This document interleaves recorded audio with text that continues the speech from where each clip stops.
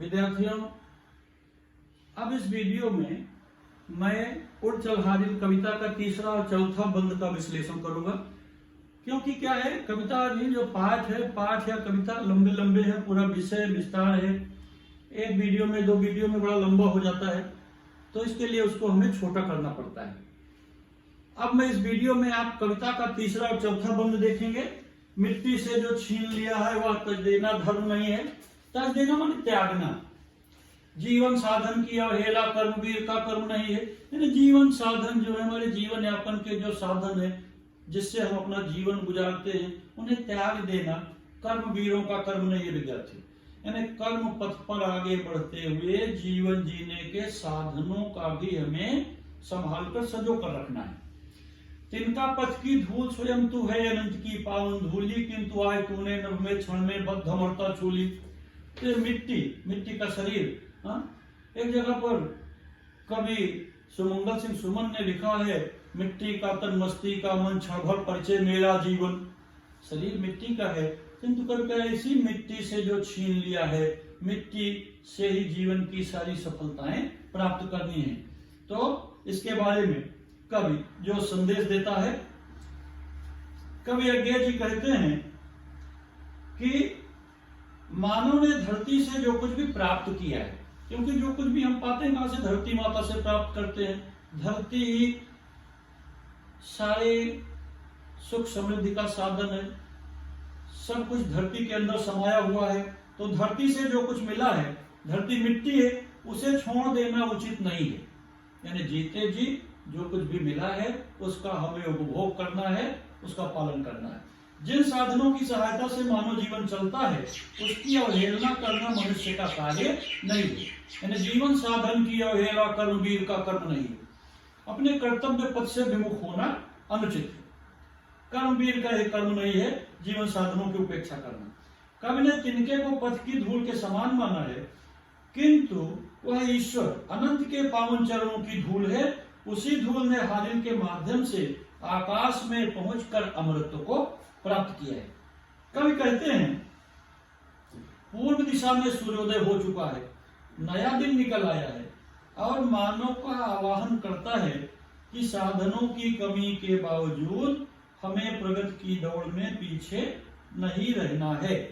हमें प्रगति की दौड़ में आगे ही आगे बढ़ते रहना चाहिए। अब विद्यार्थियों, इस विश्लेषण के साथ ही एक बात मैं और बता दूं आप लोगों को कि इस पाठ्यक्रम में अपनी कविता में एक प्रश्न ऐसे भी आएंगे, पद्य का विश्लेषण करिए, जिसमें 6 अंकों का प्रश्न है।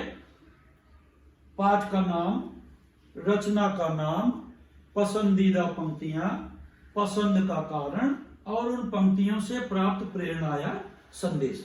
एक ऐसा भी प्रश्न है। एक तो पद्य का विश्लेषण है, कविता का भावार्थ लिखिए। दूसरा प्रश्न है, पद्य विश्लेषण निम्न बिंदुओं पर कीजिए। कविता का नाम, पाठ की विधा, पसंदीदा पंक्तियां, पसंद होने का कारण और उससे प्राप्त प्रेरणा या संदेश। 6 अंकों का यह भी प्रश्न है, तो उसको भी आप लोग ध्यान से पढ़िए, समझिए। अब इस पुस्तक में देख रहे हैं, कुछ मैं आप लोगों को आकृतियां दिखा रहा हूं। संजाल पूर्ण कीजिए।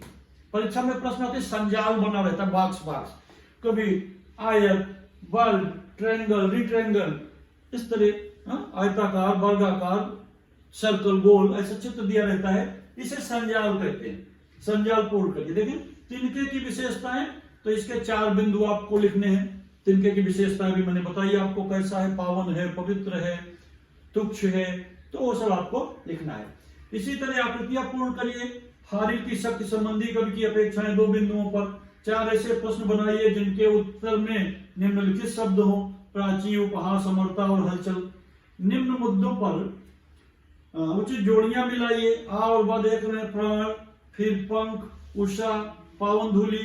तो इस तरह से आपको सारे प्रश्न तैयार करने, याद करने हैं। निम्न मुद्दों के आधार पर पद्य विश्लेषण करिए, जिसके बारे में अभी मैं चर्चा कर रहा था। मुद्दे दिए रहेंगे। 6 अंकों का प्रश्न देखिए। रचनाकार का नाम, अब मान लो यही कविता आ गई उड़ चल हारिल, तो आपको पद्य विश्लेषण करना है। रचनाकार का नाम सच्चिदानंद हीरानंद अज्ञे। रचना का प्रकार, कविता, पसंदीदा पंक्तियां।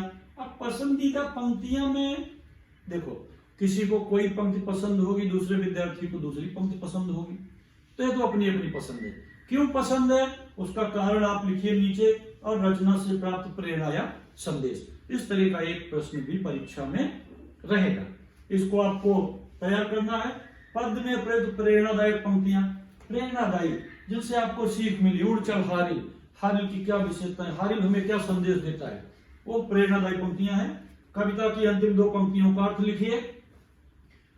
अंतिम दो पंक्तियां अर्थ सबको बताया। उड़ चल हारिल लिए हाथ में यही अकेला ओछा तिनका, वो आप लिखिए।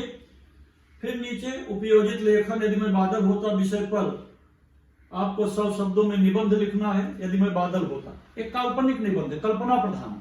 यदि मैं बादल होता, तो मैं निबंध की सारी बातें आप लोगों को पिछले वीडियो में निबंध के प्रकरण में बता चुका हूं।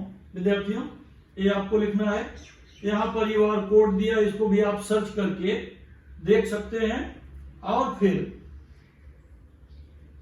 इस तरह से अपनी यह पहली रचना उड़ चल हारिल पूर्ण होती है। विद्यार्थियों, कवि अज्ञेय का जो संदेश है इस रचना के माध्यम से, कि हारिल पक्षी जिस तरह से बाधा रहित होकर विघ्न बाधाओं पर विजय पाते हुए आगे बढ़ता है एक छोटे तिनके के सहारे, इसी तरह नवयुवकों को निरंतर आगे बढ़ते रहना है। धन्यवाद।